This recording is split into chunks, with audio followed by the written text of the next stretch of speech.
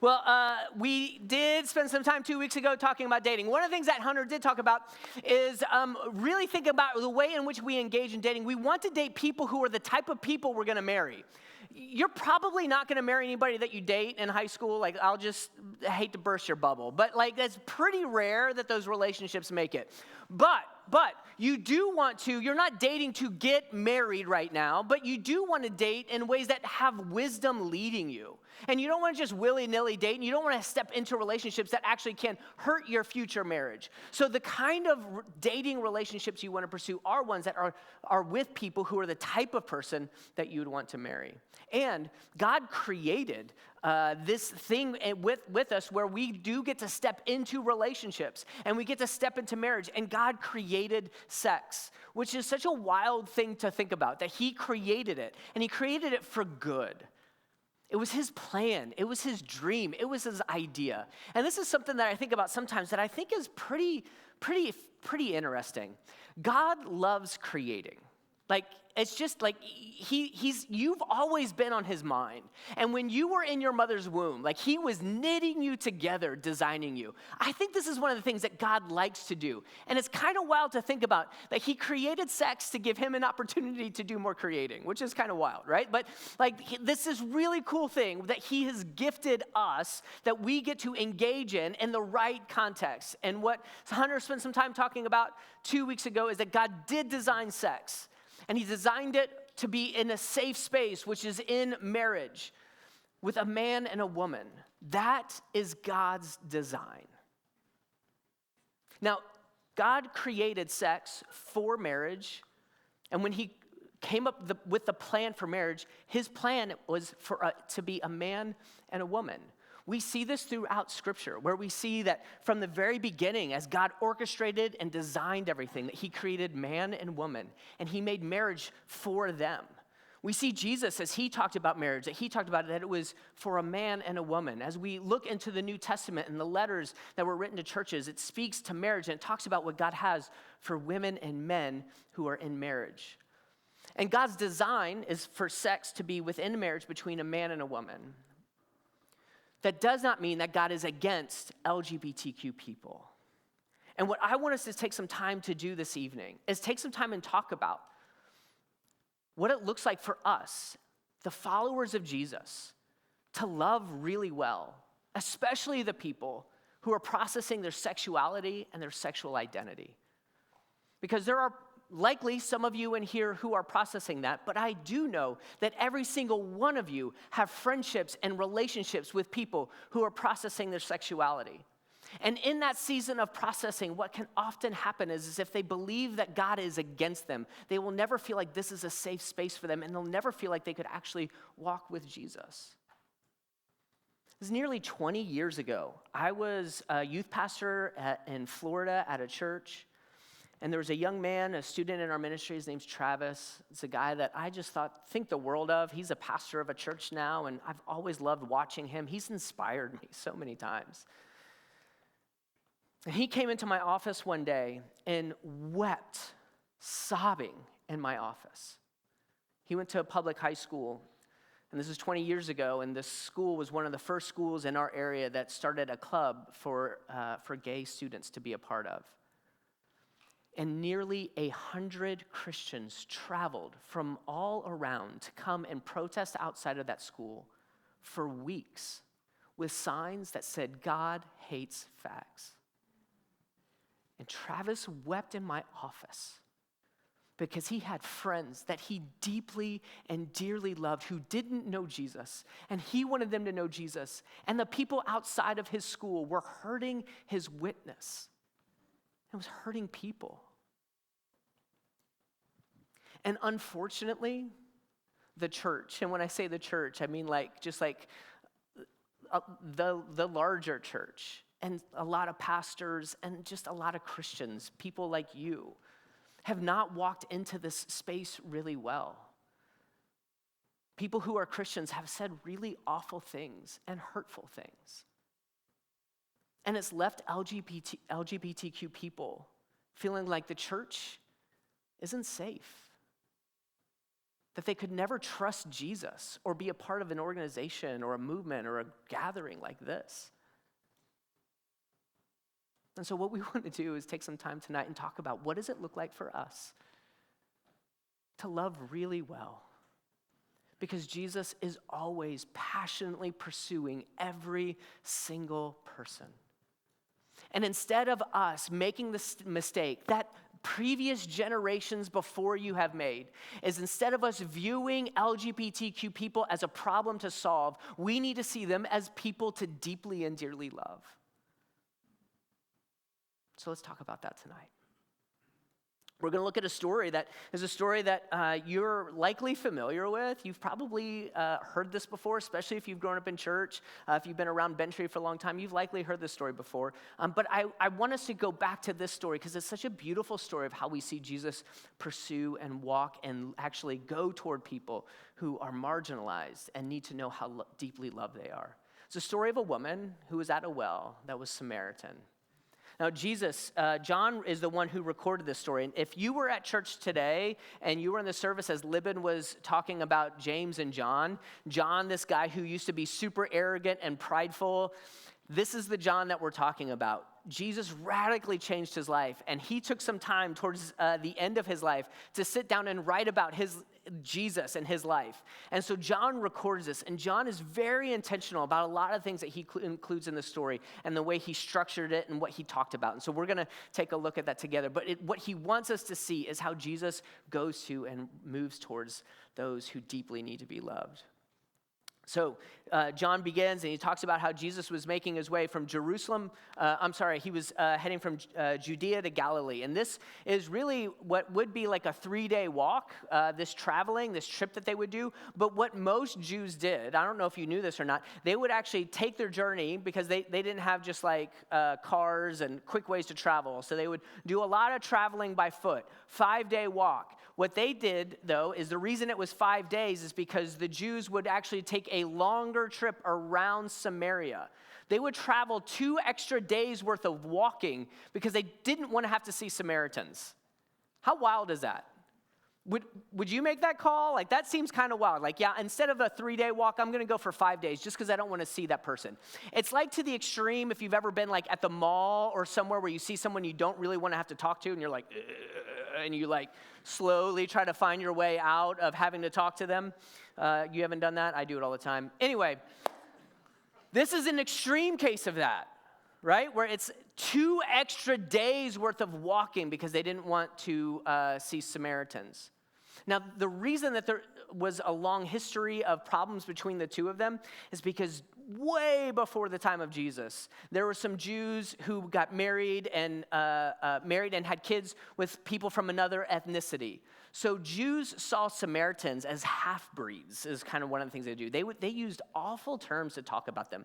The type of just ethnic, racial tension that they had, the ethnic tension. There wasn't really a religious tension. There was a little bit in where they would worship, but they all followed the Torah.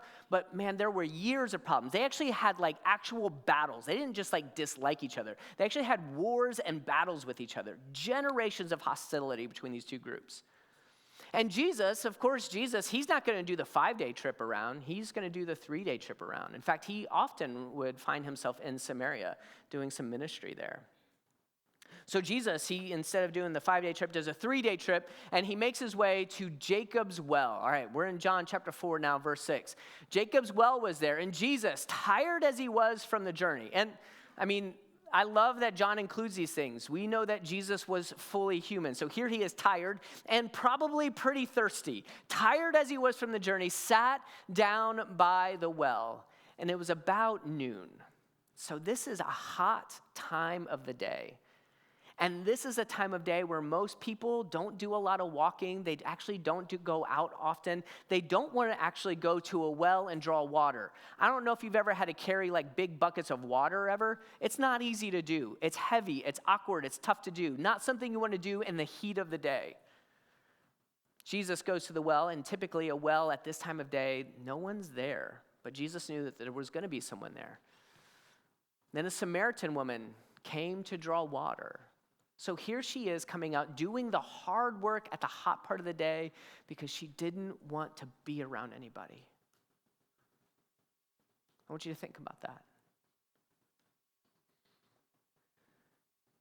Her life has been so hard. Things have been so difficult for her. She's had so much pain and wounding that she would prefer to carry heavy buckets of water during the hot part of the day than any other time of day because she just doesn't want to have to talk. She doesn't want to have to engage in another conversation.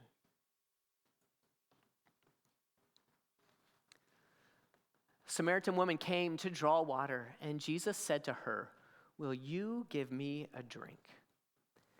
This is shocking. In their culture, men would not speak to women, and especially not like this in a private setting if they're not married. This is culturally so outside of the norm. It's scandalous what Jesus is doing here. As a man speaking to a woman, and she's a Samaritan. Like years of hostility between these two groups. And Jesus sees her. In fact, he sought her out. And when she's at the well, he steps in and speaks to her. What she expected was silence. And instead, he asks for a drink, which is shocking to her. Let's look at this next verse. His disciples had gone into town to buy food, so it's just Jesus and this woman.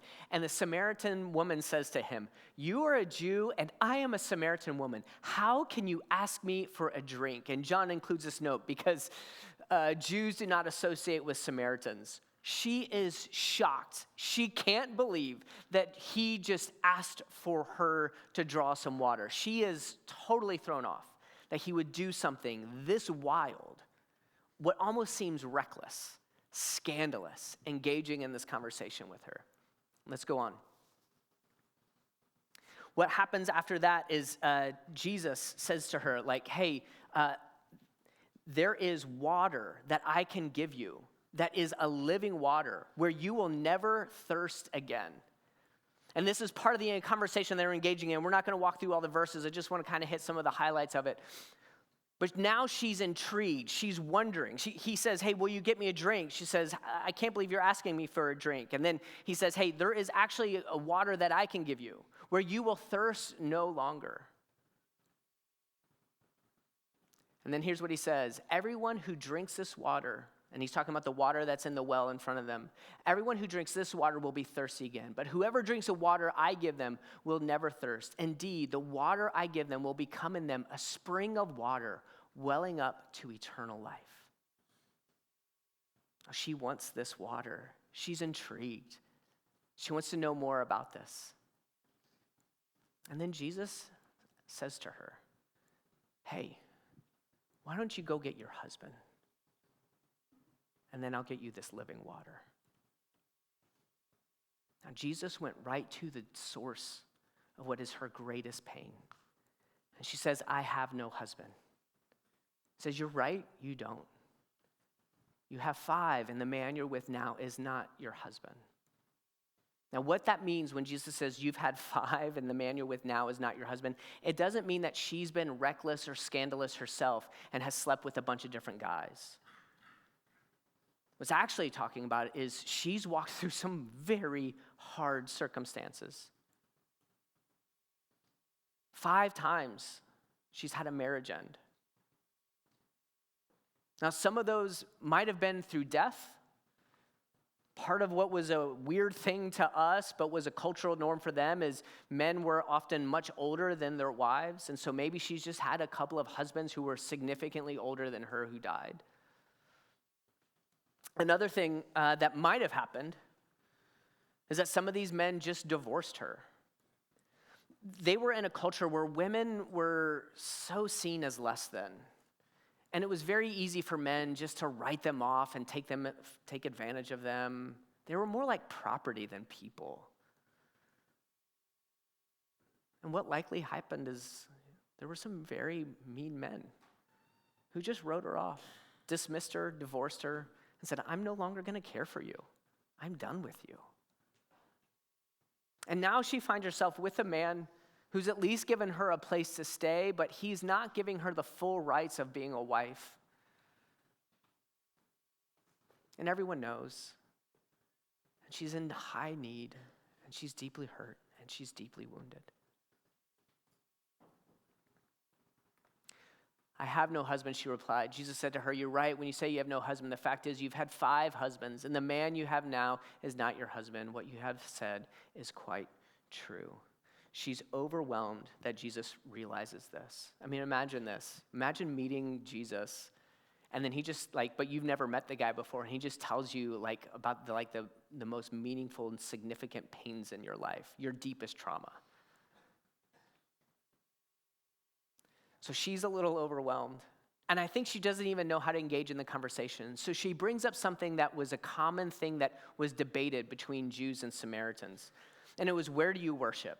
The Samaritans believed that you could worship at Mount Gerizim, and the Jews were like, no, it's in Jerusalem. So she's like, hey, where are we supposed to worship? She's trying to avoid the pain. She doesn't want to step into the trauma and the heartache and the challenges that she's been through. So let's just go into a hot topic debate. And Jesus says, hey, you know what? There's a time coming where everyone will worship in spirit and in truth. And then he engages into her in a conversation where he wants to reveal to her who he really is. Let's take a look. The woman said, I know that the Messiah called Christ is coming, and when he comes, he will explain everything to us. And then Jesus declared, I am the one speaking to you. I am he. Now, Jesus often kept this hidden. He wasn't running around with his shirts like, hey-oh, I'm the Messiah. He kept it pretty under wraps. He would slowly let it out in little ways. But here, with this woman and his first encounter with her, he wanted her to know exactly who he is. It's me. I'm the one you've been waiting for. I'm the Christ, the Messiah. And she's completely overwhelmed. Now, here's what I want us to take just a nerdy sidetrack for a moment. John, who writes this gospel, does something so significant and so profound. And I want to make sure that we don't miss what he's doing here. As we look in the Old Testament, there's 3 different moments where a betrothal happens at a well. And all of them have a very specific flow and sequence of events. Let's take a look at the betrothal scene and what happens there. Here's the elements of a betrothal scene. A bridegroom or a surrogate travels to a foreign land, all right? So they're going somewhere to a distant land, somewhere else. They encounter a girl at a well. Water is drawn from the well. The girl runs to tell other people, and the betrothal is concluded after he has been invited to stay. This is how, kind of like the, how do people date online now? It used to be eHarmony. I'm not in that world at all. I have no idea. What's the swipe right? Right, okay. So, wells... It kind of makes it look like wells were like the Old Testament version of that, all right? This is kind of where some matchmaking has happened. And when that matchmaking happened at a well, this is exactly the order of how the event is recorded in the Old Testament. And so let's just take a moment and recognize Jesus traveled to another land. He encounters a Samaritan woman at a well. Water is drawn from the well. And what we're about to see in the story is this woman ends up taking off, going back to Samaria and telling everybody about this man she just met. And then Jesus and his disciples end up staying in Samaria for days. And multiple people come to find out Jesus as the Messiah. So here's that flow of things that happen. Now, here's the 3 different places where it happens in the Old Testament, just for us to be nerds for a moment. Rebecca meets Isaac's surrogate, Rachel meets Jacob, and Zipporah meets Moses. This is the exact flow of events. Now, here's just the nerdy thing, but also the so significant thing I want to make sure that we just take note of here briefly. When John wrote this gospel, remember, John's one of the disciples. He wasn't there when Jesus had this whole conversation. Some point John took off with the other disciples to go get food. But then they show back up and they see the transformation that's happened in this woman. At some point, Jesus shared with the disciples what the conversation actually happened and how it went. So John, at one point, towards the end of his life, sits down and decides to pen out and write down this story of what happened as Jesus met with this woman. And I don't know for sure, but I think John intentionally made sure to include the right amount of details and the sequence of events and the way that it happened so that we could see this connection. Here's a woman who, what she always longed for and needed was the rescue that would be with Jesus. And her deepest trauma is from the men she's lost, and maybe from the men who have hurt her. And yet Jesus steps into that pain and redeems and restores her. So much so that she's willing to run back into her village. This is a woman who went to the well at noon to avoid people, but yet this encounter with Jesus made her so bold that she ran to people. What Jesus did is so significant, so deeply profound in her life. And what we have always needed is Jesus, who is the bridegroom to his bride, the church. It's a picture of what he's doing and has done for every single one of us. He is the lover of our soul. Now, here's the rest of the story. After she has this encounter with Jesus and she discovers him as the Messiah, then leaving her water jar. So she came to do some work. She's like, forget the work. The woman went back to town and said to the people, come and see a man who told me everything I ever did. Could this be the Messiah? And they came out of the town and made their way toward him. Jesus significantly shaped and changed this woman's life. And this is a woman that for every other Jewish man would see this as a woman to just pass by, to not see, to not care for. And there's no reason to notice her. Her life is meaningless and insignificant. But to Jesus, her life had deep meaning and deep significance. And he saw her hurt. He saw her pain. He saw her trauma. And he also knew the cultural norms of not associating with Samaritans and not talking to a woman. But he didn't let those stop him from showing her how deeply and profoundly loved she is. And this is what Jesus does with every single one of us. He's come to every single one of you. You are deeply and profoundly loved. He wants you to know how much he adores you. And he knows the heartache and the pain that you've walked through. And he knows the future pain that will happen in your life. And he wants to redeem and restore and heal and minister to you. And Jesus, his Spirit dwells in us, which makes us incredibly loving. So as we walk with Jesus and as we abide in him, what he leads us to is Jesus leads us to love really well. You are loved and you are loving. You have the God who is love dwelling inside of you. And you can radically love as you let him do the loving through you. He will love people through you in such a way that their lives will be significantly different. Including your LGBTQ friends, or friends that you have that are processing their sexuality or their sexual identity.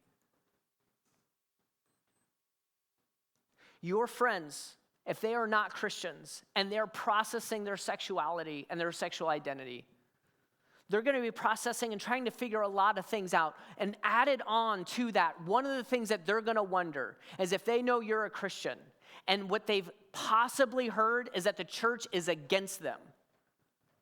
What they're going to wonder is if they can still be your friend. that may run through the mind of your friends is, am I safe with them? Will they still be my friend if they knew what I'm sorting through and what I'm processing and what I'm thinking?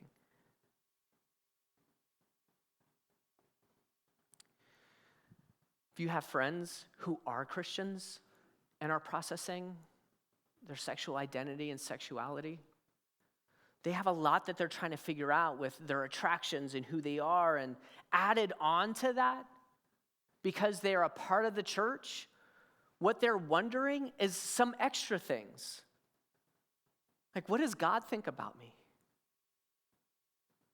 What's going to happen within my Christian family? Like, will I be safe with my family? Will they accept me?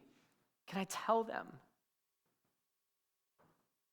And they're going to wonder how you're going to react and how you're going to respond. Are you going to love them or judge them? Are they going to experience kindness or ridicule?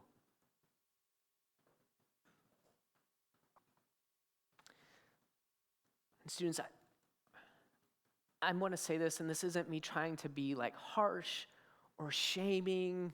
Like, I don't want you to hear that, but I want you to understand the gravity of your words. If you find yourself, or if you have ever made jokes about people in a variety of ways, whether it's around an ethnic difference, or if you've made fun of people who have disabilities, or if you make jokes and coarse comments about people who are gay or processing their identity, that is so wrong. It deeply hurts and wounds people. And because you're a Christian, it looks just as bad as the people who protest with the signs. It hurts the witness of the church. It hurts the movement of what Jesus is doing.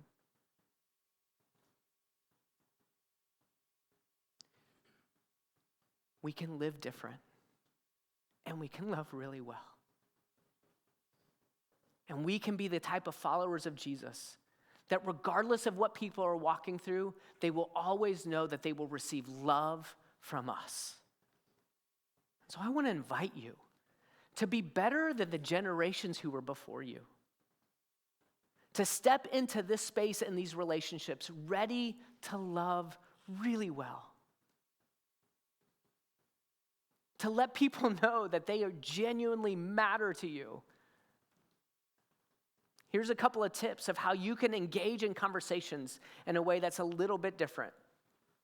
Loving well. When you find yourself, or if you find yourself in a conversation with a friend at school who's processing their sexuality, or they are LGBTQ and they've identified in that space, here are some things for you to remember. When you engage in a conversation with them, and this is especially if they're starting to talk about what they're thinking or what they're being, if they're being so brave and vulnerable to let you in on the things that they're thinking about or the things that they're processing, listen to them and listen really well and acknowledge that they trusted you. Saying things to them after they share something really brave with you is, thank you for sharing that and for trusting me. That would mean so much. If you just simply said thank you. In fact, this is something you can do with people anytime they're vulnerable. Thank you for trusting me. Because you probably often have friends walking through something hard, and you've been a safe person. So when that happens, let them know that you thank them. What would be really good is to ask questions. And one of the things that you can ask is, have you ever been to church, and what's been your experience at the church? And you might find out that they've been hurt or wounded by the church. Or you may find out that they were going, there's no way I'm ever walking in the doors of a church. But that's a kind of question that you can ask, and letting them know like that you actually do care about them. You can acknowledge their hurt. If they talk about the fact that the church feels scary to them, for you to say, I know that the church has had a history of hurting people who are gay, and I am sorry for that. That helps them see that you're not like the person with the protesting sign. that you deeply, dearly love them, and that you're not standing on the side of the offender, but you're actually going to the ones who are offended and bearing their burdens with them.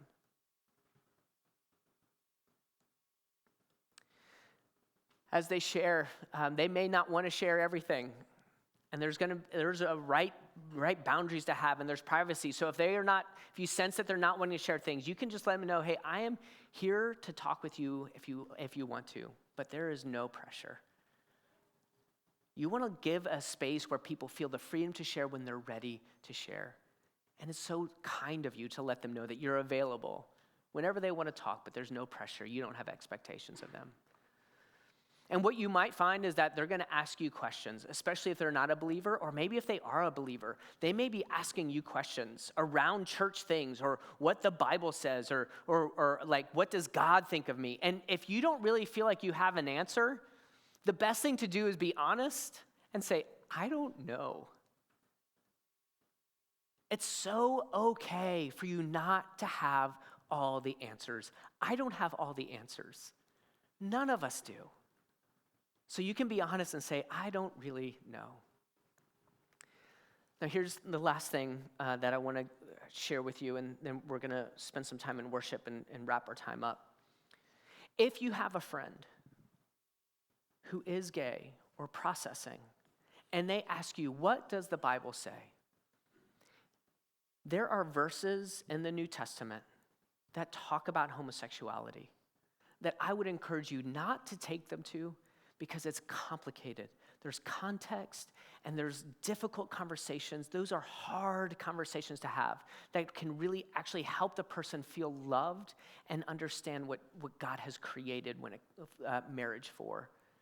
And I don't think when I was your age, I would know how to have those conversations really well. When you have a friend that asks you, what does the Bible say about people who are gay? Here's the passage I want you to take them to. Let's pull it up. Acts chapter 8. This is a story of a person who has a sexual difference, and God chases and runs this person down. In fact, I wonder what it would be like for you then if you find yourself in a conversation with someone who goes, I want to know what the Bible says, and all they've ever heard is what the Bible says about how God is against them or against homosexuality, for you to take them to a verse and a passage that lets them see God is radically for everybody. Here's the story. An angel of the Lord spoke to Philip. So this is in the book of Acts, all right? So let me just give a little context real quick. Jesus has died, he's resurrected, he's ascended up into heaven. Now it's the disciples, these apostles and other followers of Jesus who are spreading this movement of Jesus. So here's another guy that shows up onto the scene, Philip. And the Spirit of the Lord spoke to Philip, get up and go south to the road that goes down from Jerusalem to Gaza. And this is a desert road. So he got up and went, and there was an Ethiopian man, a eunuch and high official of Candace, queen of the Ethiopians, who was in charge of her entire treasury. He had come to worship in Jerusalem. Now you're going to look at the rest of this story in your small group time tonight. Here's what happens. This man's a eunuch. Which a common thing that would happen in the culture in this day is kings would take men and have them castrated, where their genitals would be removed or crushed, so that they could make sure that the people who were around the harem and all the women were not going to have sex and then mess up the king's family line and all of his inheritance. So this person is a eunuch. Now, we don't know everything that happened to this person. One of the things that happened in this time, though, is often this would happen to guys when they were young. So they did not have testosterone in all those developmental years, so they physically looked very different. We don't know if that's the case for this person. What we do know is that this person is sexually different. And Jesus made sure that this man would find Jesus. He sent Philip to him. You're going to study it in your small group time. You're going to get to see the kind of rejection that this man might have walked through. But yet Jesus wanted to make sure that he knew he was completely included and that he deeply and dearly loved him. Let's be the followers of Jesus, that let Jesus love deeply and profoundly. If you're here this evening and you are someone that is processing your sexuality and your sexual identity, I want you to know that we are so glad that you are here, and we're here to be a safe space for you. We love you. You are so loved. Tim's going to come up. We're going to hop into a song here. And we're going to spend some time worshiping, thinking about the presence of God. What I love is that his presence is always here. He's always with us.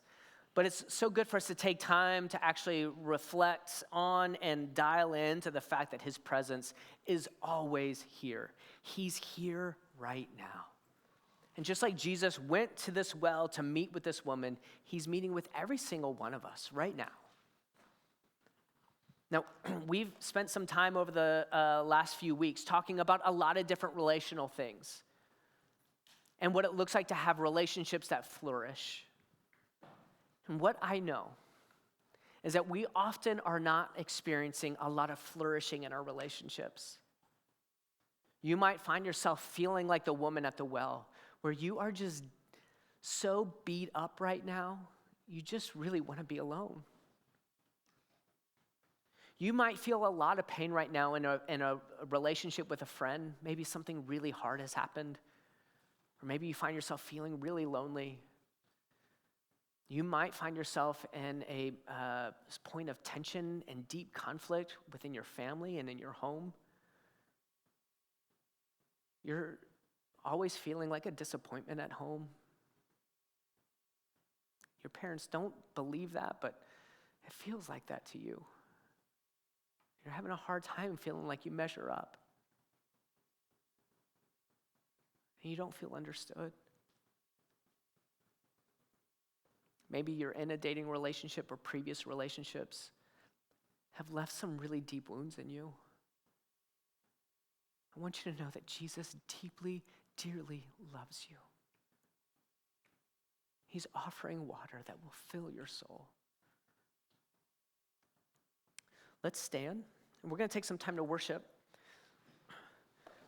But I want you to know that if you're walking through something this evening that you want someone to process with and pray over you, maybe you don't really want to talk about it, but you just want someone to pray for you, we have some pastors and elders who are here this evening. We'll be in the back of the room, and we can pray with you this evening.